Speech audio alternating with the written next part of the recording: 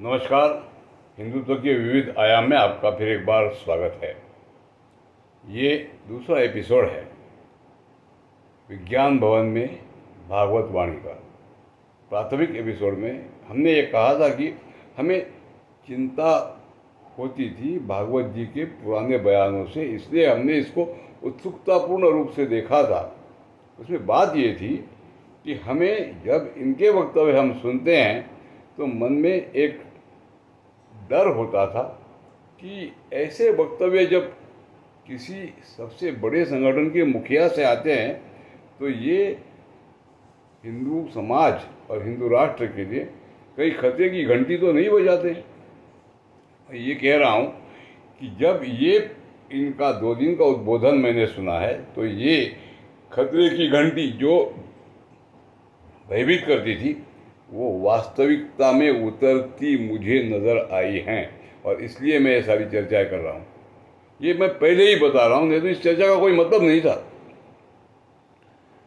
आप देखेंगे कि ये जो 5 घंटे मैंने इसका जो सारा के सारा वृत्तांत है ही नहीं, इसमें ज़्यादा तो इनका ही उद्बोधन है, अब प्रश्नोत्तरी है।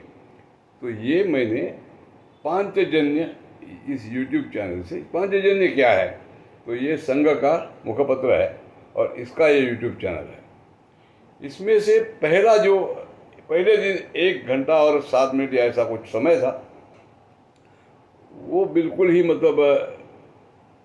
कोई महत्व का नहीं था कि किस तरीके से बातें हो रही थी, जैसे कोई बच्चों को समझा दे। आपने समाज के कुछ ऐसे निमंत्रितों को बुलाया था कि जो अलग अलग क्षेत्र में अपना नाम बनाए हुए हैं, तो उनसे वो छोटी छोटी बच्चों को बताने वाली बातें क्यों हो रही थी।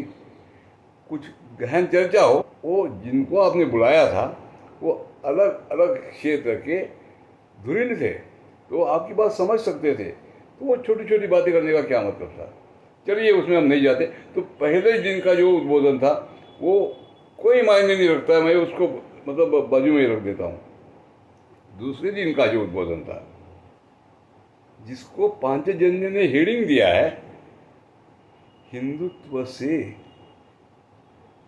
स्वयंसेवक धर्म की ओर, ये हेडिंग खतरनाक है। और जो चर्चा या जो उद्बोधन हुआ है वो उससे भी खतरनाक है। हम इसके अलग अलग पहलुओं की चर्चा करने वाले हैं, लेकिन मैं अभी आपको बताता हूँ कि प्रश्नोत्तरी में भागवत जी ने जो बात कही कि इस्लाम जब से शुरू हुआ है तब से वो भारत में है और ये रहेगा, एक बात। दूसरी बात, इस्लाम भारत से जाएगा ऐसा अगर कोई सोचता है और फिर भी वो खुद को हिंदू मानता है तो वो हिंदू नहीं है, ये दूसरी बात।